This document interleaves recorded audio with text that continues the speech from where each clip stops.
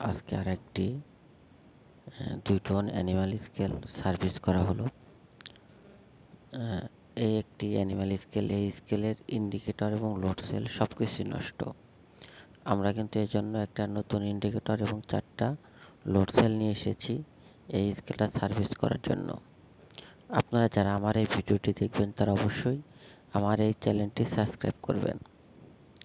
Already কিন্তু আমরা load সেলগুলো খুলে নিয়েছি। আসলে এত বড় ভিডিও দেওয়া সম্ভব না। লোড সেলগুলো খুলে নতুন লোড সেল লাগানো হয়ে গেছে।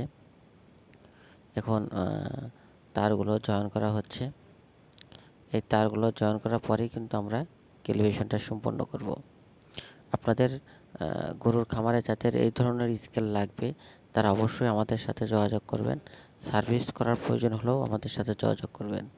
আমাদের কাছে আপনারা যে কোনো ধরনের ডিজিটাল স্কেল পাবেন। Van bridge, web bridge, animal scale, rod weight scale.